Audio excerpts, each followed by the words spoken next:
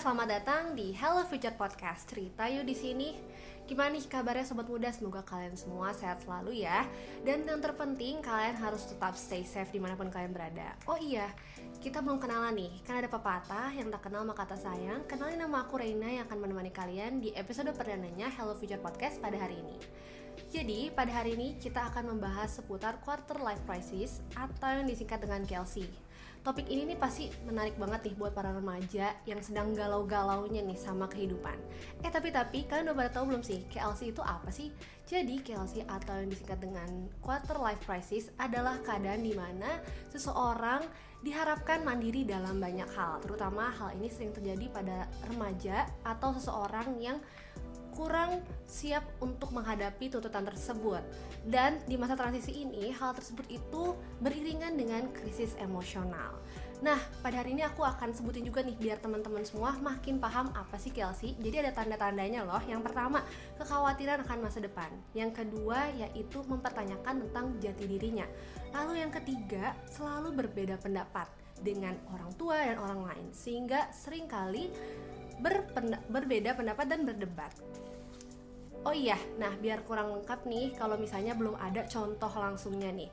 Nah pada hari ini aku gak sendirian nih. Aku ada teman yang siap berbagi cerita dengan sobat muda semuanya.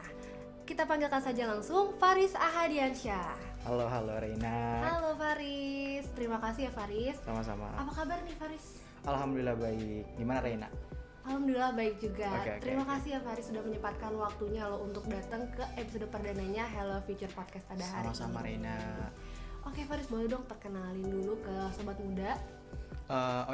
Halo teman-teman, halo sobat muda. Kenalin, nama aku Muhammad Faris Hadiansyah Gandara dari jurusan Komunikasi SVIPB. Alhamdulillah, terima kasih kepada Reina juga yang sudah mengundang saya di Hello Future Podcast. Semoga apa yang saya ceritakan itu dapat bermanfaat dan juga dapat memotivasi sobat muda sekalian. Pasti dong ya. Amin. Jadi kita langsung aja kali ya masuk ke topiknya, yaitu quarter life crisis. Faris, boleh dong ceritain bagaimana sih pengalaman kamu menghadapi quarter life crisis? Untuk pengalamanku ya dalam quarter life crisis itu sebenarnya ada dua. Yang sebenarnya masih banyak sih. Cuman ada dua kategori yang bisa dikatakan ini menjadi kekhawatiran banget loh. Pertama itu secara pekerjaan dan yang kedua adalah keuangan.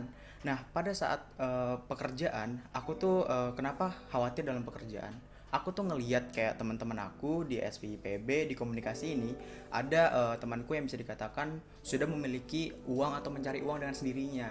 Tetapi aku waktu itu masih belum bisa mencari uang atau mencari dana untuk diri aku sendiri. Bisa dikatakan aku masih beban orang tua lah gitu ya. Gitu. Terus yang kedua yaitu keuangan. Nah keuangan ini aku tuh kan orangnya penasaran juga ya gitu. Nah aku tuh mencoba untuk ikutan kayak komunitas investasi gitu kan, kayak misalnya kripto, saham kayak gitu kan. Sekarang kan lagi hype-nya banget lah gitu kan. Nah terus ya udah aku masuk sono dan ternyata ada adik kelas aku, bahkan adik tingkat aku, dia udah bisa dikatakan udah freedom financial, wah gila pokoknya udah itu banget lah gitu. Aku kayak minder gitu, kok aku setiap punya uang terkadang suka habis gitu dan nggak bisa money management dengan baik. Jadi intinya dua itu sih, pekerjaan dan keuangan itu loh. Sebenarnya masih banyak juga, cuman kedua itu kategori yang paling penting yang aku pikirkan waktu itu.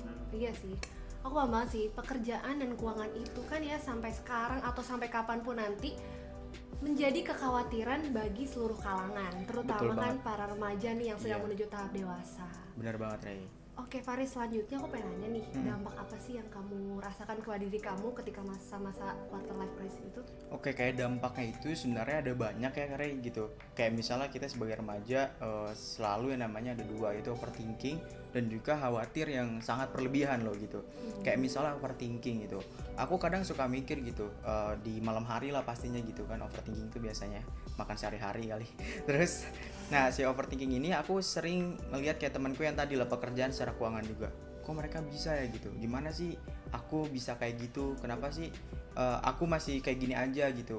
Nah ya aku juga mikir kayak gimana sih caranya bisa ngehilangin rasa malas. Mungkin aku juga kadang masih ada malas gitu. Ya itu sih. Terus yang kedua tuh khawatir berlebih gitu. Kadang aku khawatir terkait ya orang-orang masih bisa atau bisa mengeluarkan secara keuangan dengan sendirinya, menghasilkan dengan sendirinya, tapi sedangkan aku masih belum bisa loh secara ilmunya, money management dan sebagainya kayak gitu. Jadi intinya masih banyak kekhawatiran sih, intinya itu aja sih. Paham banget sih yang Faris rasain. Bener banget. Pasti selain aku juga, pasti di luar sana sobat muda itu banyak banget yang mengalami kekhawatiran tersebut yang Faris alamin, kayak Betul banget, overthinking, insecure, dan kekhawatiran akan masa depan gitu. Iya, kan. benar banget. Oke nih Faris, terakhir ya aku mau nanya, Oke. bagaimana sih cara kamu menyikapi melewati masa-masa itu dan solusi apa sih yang kamu buat? Nah, aku dalam menghadapi hal tersebut itu sebenarnya ada beberapa solusi lah mungkin bagi diri aku sendiri ya gitu. Yang pertama, aku selalu aku pernah baca teori gitu. Nama teorinya itu 25 Rules of Warren Buffett. Nah, si 25 Rules of Warren Buffett ini itu mengajarkan kita memiliki suatu tujuan gitu. Misal kita punya 25 tujuan nih. Misal tahun ini kita punya roadmap, terus kita punya 25 tujuan, terus akhirnya kita tulis dulu di buku. Terus kita pilih 5, yang mana 5 tersebut yang benar-benar bisa kita raih dengan gampang atau dengan mudah gitu. Nah, dari 5 itu, nah ini masuk ke metode kedua yang aku lakukan gitu. Yang pertama kita buat IDP.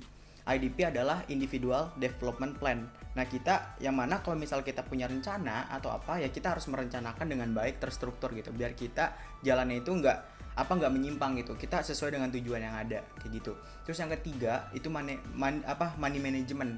Nah, money management ini bisa dikatakan perlu banget. Kalau misalnya kita punya uang, setidaknya kita bisa nyisihin. Kalau Faris biasanya 20-30. Kayak 20 ini biasanya Faris ke dana darurat, terus yang 30-nya lagi itu ke kayak misalnya dana kebutuhan, terus yang 20 lagi aku masukin ke tabungan, dan 30 lagi aku masukin ke instrumen investasi, misalnya kayak saham, kripto dan sebagainya gitu loh.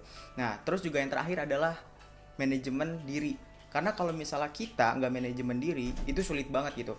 Kayak setidaknya kalau misalnya suatu hal ingin kita kejar, ingin kita capai, ya harus diraih dengan kita sendiri gitu. Intinya itu sih.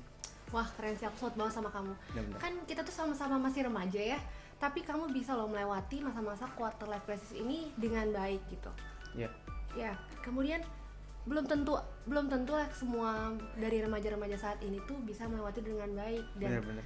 nah, sobat muda semua nih, kalian bisa belajar dari Faris, dimana dengan masa adanya KLC ini bukan berarti kita putus asa, putus harapan, tetapi kita harus mencari solusinya. Wah, terima kasih banyak nih Faris udah Siap. berbagi Sama-sama. pengalaman kepada kita semua. Ya, semoga bermanfaat banget lah bagi teman-teman Pasti. atau penonton ya gitu. Iya. Nah, sobat muda, tadi kita udah banyak dengar pengalaman-pengalaman dari Faris yang udah melewati masa quarter life crisis dengan baik, tahap demi tahap, walaupun dia mengalami overthinking, insecure, dan juga kekhawatiran akan banyak hal. Semoga dari apa yang Faris bagikan dapat menjadi pelajaran nih buat sobat muda yang mungkin akan dan atau sedang melewati masa-masa quarter life crisis tersebut. Iya, nggak kerasa ya udah 8 menit loh Iya. kita berbincang di sini. Semoga perbincangan kita ini Keren, bisa keren. menjadi edukasi dan juga informasi buat sobat muda di luar sana. Amin ya Allah. Terima kasih ya yang sudah mendengarkan Hello Future Podcast pada hari ini. Nantikan episode-episode edukasi yang lainnya. Bye!